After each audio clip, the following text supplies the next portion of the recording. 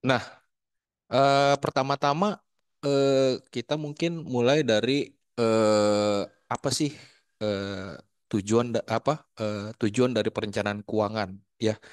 Jawabannya itu sangat sangat luas. Maka akhirnya saya pikir ya udah saya tanya Chat GPT aja lah suruh dia yang jawab ya. Jadi tujuan dari perencanaan keuangan itu adalah untuk mencapai tujuan keuangan ya baik dalam jangka pendek maupun jangka panjang. Mungkin kalau maba jangka pendeknya mau beli motor atau mau beli laptop baru atau mau beli handphone. Cuman mungkin tujuan jangka panjangnya mau membiayai S2 gitu ya. Nah, serta menciptakan stabilitas dan keamanan finansial ya. Eh dengan kata lain, perencanaan keuangan membantu kita mengendalikan kondisi finansial pribadi untuk mencapai kepuasan ekonomi. Karena berdasarkan pengalaman, kalau tanpa perencanaan keuangan, uang itu bisa habis dengan mudah atau bisa hilang karena ditipu. Dan ini ada yang kecoret-coret, gimana cara ngilanginnya ya? Ini dari salah satu peserta ya. Nanti saya coba hilangin, Pak. Iya, kalau bisa. Nah, eh ini ada eh kita mulai dari data dan fakta literasi keuangan dulu. Atau sebentar nih saya bisa ngilangin nggak ya ini ya? Sudah Oh hilang. bisa ya? Oke, udah. Nah, apalagi nih anak-anak ITB nih, ya kan? Anak teknik pasti kita bicaranya data dulu. Kebetulan saya sendiri juga backgroundnya teknik industri di eh, Teknische Universiteit Delft. Dulu TU Delft itu eh, katakanlah sister university dari ITB yang membuat ITB. Nah, kalau menurut data itu seringkali lebih indah dari yang kita pikirkan, kenyataan. Ini lihat yang di hijau ini deh. Kalau menurut hasil survei tahun 2024 tentang literasi dan inklusi keuangan, kita bisa lihat bahwa 65% dari apa ya peserta apa ya peserta survei ini sudah terliterasi keuangannya dan 75% sudah terinklusi, maksudnya sudah menggunakan jasa-jasa keuangan ya. Nah, di sini pun agak anehnya jadi gini. Jadi ada orang yang menggunakan jasa keuangan, tapi dia tidak tahu apa bagaimana amannya atau caranya gitu. Tapi sebenarnya ini terlihat keren, bagus, tapi bagaimana kenyataannya? Kita lihat ya. Nah, kebetulan bersyukur di lingkungan kami di kantor hampir tidak ada yang ikutan judi online. Tapi kalau Bapak Ibu ngobrol-ngobrol, mungkin di pabrik atau di pasar, ya masih banyak sekali itu orang-orang yang judi online. Ya, udah jelas judi online itu tipu-tipuan, tapi tetap aja gitu ya. Nah, cuman saya kasih kuning-kuning nih, ini mudah untuk dimitigasi. Jadi saya rasa maba ITB kayaknya nggak akan judi online lah gitu ya. Nah, ini tentang judi online. Nah, terus apalagi yang perlu diperhatikan oleh kita semua adalah investasi bodong, ya. Nah, kita lihat dari data bahwa dari 2018 sampai 2022 itu total kerugiannya itu sampai 123 triliun, ya. Dan di tahun 2022 itu mencapai 100 triliun dan kalau kita lihat itu jadi investasi bodong semakin kacau. Ya. Nah, ini saya kasih kuning sulit untuk dimitigasi. Kenapa sulit untuk dimitigasi? Karena hampir semua orang dari kita pun kena gitu. Ya, terakhir ayah saya kena itu investasi bodong, investri. Kurang apa investri? Investri dicap oleh OJK ya. Ketuanya apa tuh namanya? pendirinya atau CEO-nya merupakan ketua asosiasi peer-to-peer lending yang dinaungi oleh OJK. Jadi kurang apa gitu. Tapi ternyata itu akhirnya ada fraud ya. Terus Jiwasraya dan beberapa yang lain lah gitu. Asabri pun ya kurang apa gitu. Tapi kok tetap aja ternyata itu investasi bodong ya. Saya nggak mau membahas investasi bodong itu yang ibarat kata koperasi langit biru atau apapun itu mah sebenarnya kalau ikut yang kayak gitu-gitu memang ya itu udah ketahuan banget scam lah. Tapi maksudnya zaman sekarang itu scamnya itu udah makin sulit untuk kita deteksi. Nah, dulu saya selalu bilang bahwa udah yang penting ada cap OJK aman. Nah, sekarang cap OJK itu memang lebih aman, tapi kita harus tetap mengetahui apa isi produk tersebut gitu. Nah, mungkin di sepanjang nanti sesi-sesi pelatihan berikut kita bisa lanjut berdiskusi ya. Nah, ada satu lagi yang sangat sulit untuk dimitigasi, terlebih yang masih muda-muda ya. Karena zaman dulu sama zaman sekarang kelihatannya repotnya itu zaman sekarang kalau kita buka apa namanya Instagram ya, saya mainnya soalnya Instagram. Saya maksudnya saya nggak tahu yang lain. Eh, itu kalau di Instagram kayaknya isinya tuh cuman flexing gitu. Nah, itu kan yang sebenarnya ngeracunin kita semua ya, gitu. Ngeracunin kita semua. Nah, eh sebenarnya yang sulit adalah kita tahu apa kebutuhan hidup kita. Cuman karena apa tuh namanya flexing, terus promo-promo makin gila gitu. Jadi kita itu kadang-kadang termakan oleh apa ya keinginan-keinginan yang sebenarnya nggak terlalu perlu atau kurang perlu ya. Kalau uang kita sudah banyak sekali dan tidak terbatas sih, mungkin itu sangat tidak masalah ya. Tapi masalah apabila uang kita masih terbatas. Nah, jadi pelajaran nomor satu yang perlu maba sadari adalah setiap kali kita spending itu sebenarnya itu memang butuh atau cuman mau gitu ya. Nah, kenapa saya sebut eh, ini ya gaya hidup hedon itu yang paling sulit untuk dimitigasi karena eh, banyak orang itu pintar tapi tetap aja kalau kita ngomong tentang emosional itu sulit gitu. Terbukti saya dengar-dengar di ITB itu sebenarnya banyak juga kasus-kasus psikologis, yaitu karena mungkin secara apa IQ pandai, tapi secara emosional mungkin masih kurang kuat gitu. Nah, ini yang menyebabkan terjerumus di eh, hedonisme gitu. Ya.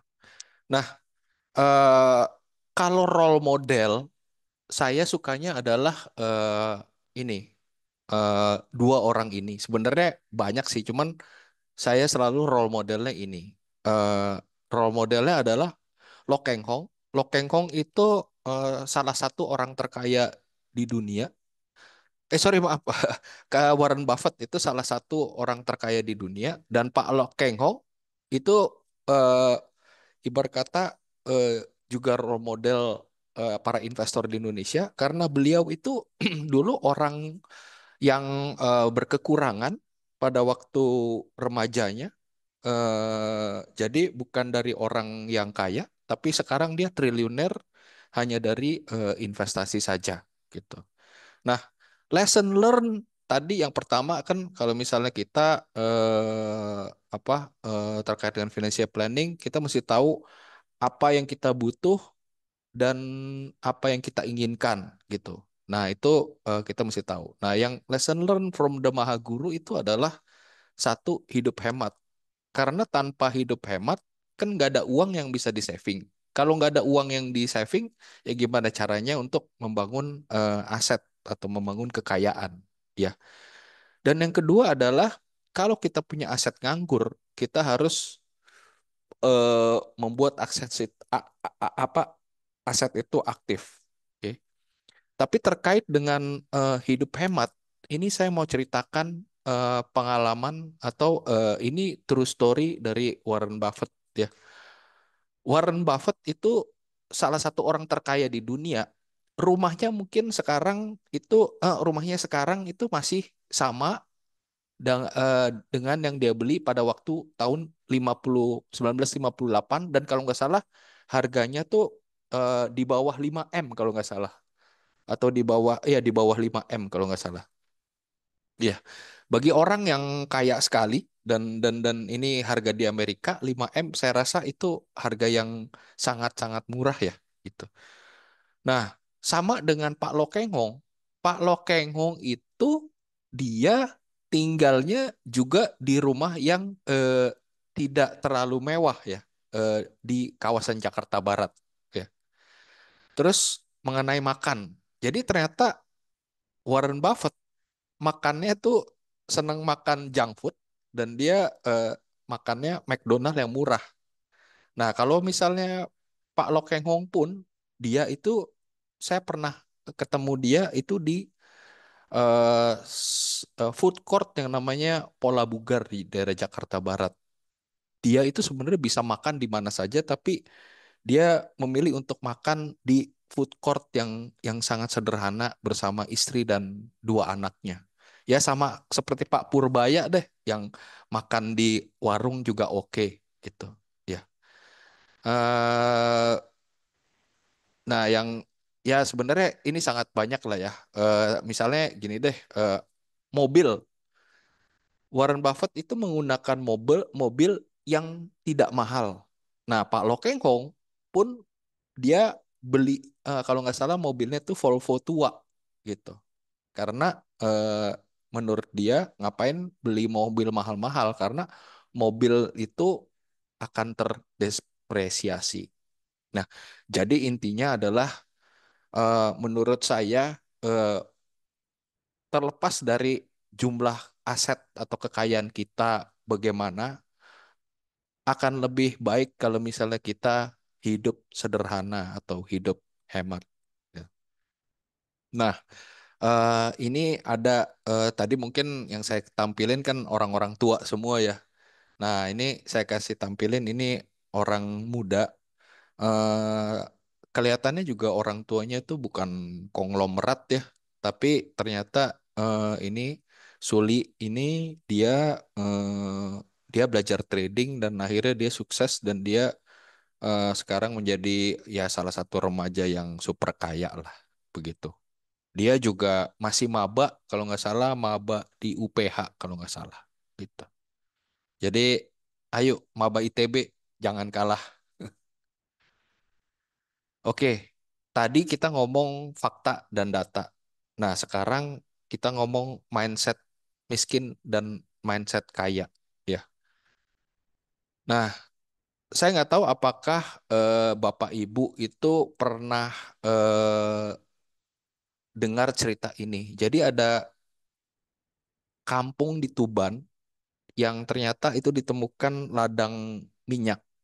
Lalu tanahnya itu dibeli oleh Pertamina dengan harga mungkin yang bagus, sehingga mereka menerima mungkin ratusan juta rupiah gitu. Jadi satu kampung itu mereka pada beli rame-rame, beli ratusan mobil. Tapi ya karena mereka nggak bisa apa ya memanage keuangan tersebut, maka banyak dari mereka yang akhirnya uangnya juga sudah habis gitu. Nah, menurut saya mereka ini sebenarnya orang yang sebenarnya dapat jackpot duit. Jadi bisa jadi kalau misalnya katakanlah 1 miliar itulah kaya, tapi ternyata mindsetnya miskin. Jadi karena mindsetnya miskin, ya mungkin eh, apa spending spending nggak perlu, terus juga mungkin nggak tahu duit itu ditaruh di mana, akhirnya eh, mereka jatuh miskin lagi. Nah, menurut saya itu mindset miskin. Nah, oke, terkait dengan mindset miskin, mindset kaya itu memang subjektif. Cuman kalau saya melihat foto ini, ya, saya lupa ini nama ayahnya siapa, ya. Tapi nama anaknya namanya Raini. Menurut saya si bapak ini mempunyai mindset kaya. Jadi ceritanya si bapak itu adalah apa? Tukang becak, tapi dia mungkin gigih ya, sampai bisa menyekolahkan anaknya lulus S1. Saya lupa di Universitas mana tuh, kalau nggak salah di Jogja, ya. Dan sampai anaknya sekarang dapat beasiswa lulus S3 di Inggris gitu. Menurut saya ini adalah mindset kaya, ya. Jadi mindset itu yang pertama kita harus benahi gitu. Nah, mungkin ya kalau orang-orang di ITB pasti taunya eh, dengan Wardah ya. Wardah juga saya nggak pernah ketemu foundernya si ibu ini, tapi saya pernah ketemu dengan suaminya. Kebetulan suaminya itu ngisi seminar di BINUS. Saya waktu itu datang ke seminar tersebut, walaupun saya pertama kali saya tidak tahu itu siapa dia, tapi saya sangat eh, respect karena apa orangnya sangat humble dan orangnya sangat sederhana, namun omongannya itu bagus. Ternyata dia adalah istri dari founder Wardah gitu ya, Paragon Group, yang kebetulan dua-duanya juga lulusan alumni ITB. Nah, saya rasa mereka itu adalah sosok yang mempunyai mindset kaya ya. Kita ngomong mindset dulu, kan kaya atau miskinnya. Nah, ini saya mau cerita, ini adalah kenyataan ya. Jadi saya pengen tahu aja menurut teman-teman, apakah ini hipotesa atau fakta? Si kaya makin kaya, si miskin makin miskin, gitu ya. Nah, ini sebenarnya ya, sebenarnya jawabannya juga subjektif. Sebenarnya juga subjektif. Tapi sebenarnya saya pribadi secara fakta saya setuju. Tapi bukan berarti kita yang mungkin belum sukses tidak bisa belajar dari si kaya. Tapi ini saya kasih tahu karena saya dulu juga kerja saya pernah kerja di Bank Mandiri di wealth management. Nah, jadi ini mungkin saya kasih tahu kenapa si kaya menjadi makin kaya. Karena si kaya ini misalnya dia datang ke bank, ya, dia dikasih tahu produk investasi. Sedangkan si miskin kalau dia datang ke bank itu dikasih taunya produknya yang mungkin non investasi lah, sehingga asetnya tidak berkembang. Terus misalnya si kaya kalau dia minjem duit itu biasanya karena minjem duitnya apa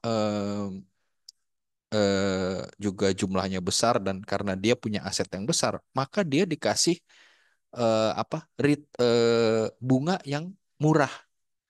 Tapi ya mohon maaf, orang-orang yang mepet-mepet kalau mau minjem duit ke satu susah, ya. Kenapa? Karena nggak ada aset agunan. Kedua, bakal kena yang namanya loan shark. Jadi syukur-syukur kalau misalnya kita ketemu loan shark. Loan shark itu apa ya? Dal, apa ya Dal ya? Loan shark itu eh lintah darat ya. Saya kemarin dengar, saya nggak tahu, mungkin teman-teman punya pengalaman, itu pegadaian ya, pusat gadai itu 1 bulan bunganya 10%. Lah itu kan menurut saya gila banget. Saya nggak tahu itu bener apa nggak, cuman saya dapat info begitulah. Nah, jadi maksudnya itu yang membuat si kaya makin kaya, si miskin makin miskin. Tapi bukan berarti kita tidak bisa belajar dari si kaya. Ya, ada cara-caranya gitu.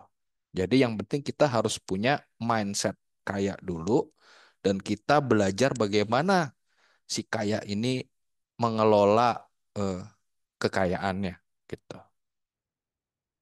Nah, ini ada konsep yang saya share dikit ya adalah konsep-konsep passive income dan compound interest gitu. Kalau katanya si siapa nih Warren Buffett itu if you don't find a way to make money while you sleep, you will work until you die. Jadi ini sebenarnya karena si Afdal bilang tentang financial freedom ya.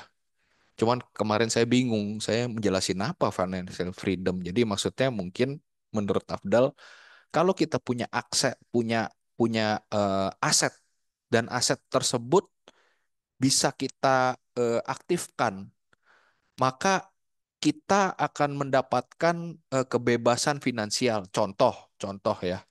Contoh ini si Warren Buffett pada waktu dia SMA ya, dia bagaimana caranya untuk mendapatkan uang tambahan, tapi dia tetap bisa sekolah ya. Kan dia sekolah. Jadi yang dia lakukan adalah dia beli pinball machine, ya, mesin pinball. Dia titipin di eh, tukang cukur. Nah, habis itu hasil dari mesin pinball itu dibagi dua antara tukang cukur dan Warren Buffett. Dan si Warren Buffett tetap bisa sekolah gitu. Ini kan pintar ya gitu. Sama dengan juga para pegawai Bank Mandiri. Saya sering dengar pegawai Bank Mandiri itu banyak yang buka kos-kosan ya. Buka kos-kosan ya kan dia dapat passive income gitu kan. Ya, jadi maksudnya kita harus bisa menciptakan yang namanya passive cash generating opportunities ya. Kenapa saya kasih kata kuning pasif? Karena begini, buat kita yang masih bekerja, kalau kita punya double job, itu impossible karena saya sudah melakukannya gitu. Dan buat teman-teman mahasiswa, kalau kalian sambil belajar terus bekerja, itu sangat tidak salah, bahkan saya anjurkan, tapi harus tahu porsinya gitu. Eh, contoh, saya dulu punya teman yang eh, teknik industri ITB, cuman karena dia kekurangan, dia harus bekerja sebagai mekanik di bengkel dan itu hampir full time. Kan hampir nggak bisa ya. Untung dia akhirnya dapat beasiswa, jadi dia bisa tidak usah bekerja lagi di bengkel tersebut.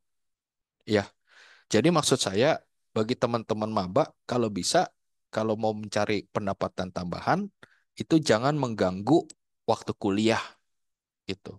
Jadi harus pasif. Nah, contohnya adalah Pak Lo Keng Hong yang disebut Warren Buffett Indonesia. Dia itu sebenarnya sejak tahun 90-an sudah tidak kerja lagi dan dia tidak kerja lagi dan dia tidak punya apa ya? Tidak kerja lagi dan dia tidak punya usaha. Dia hanya invest di saham. Tapi yang dari duit miliaran sekarang sudah jadi triliunan. Itu yang disebut passive cash generating opportunities. Oke, tadi itu satu konsep. Satu konsep lagi adalah compound interest. Ya, compound interest itu adalah snowball effect. Jadi compound interest itu bahasa Indonesia bunga berbunga. Nah, kata kuncinya adalah investasi sedini mungkin. Ya, ini ada apa ya namanya ya? Ada simulasinya. Teman-teman kan umur sekarang kurang dari 25 ya, kebanyakan ya. Maba itu paling juga 18, 19, 20 maksimum ya. Teman-teman harus menjadi investor satu ya. Lihat nih teman-teman ya. Ini asumsinya interest rate. bunganya itu hanya 8% loh. Itu nggak tinggi ya. 8% itu nggak tinggi gitu. Kalau teman-teman ceritanya nanti umur 25 sampai umur 35 atau setelah ya sampai umur 34. Jadi teman-teman invest hanya 10 tahun.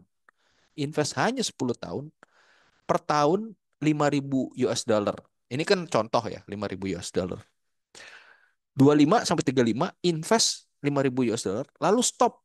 Nggak usah nambahin lagi duitnya. Jadi teman-teman ada 50.000 US dollar dan itu akan bergulung terus.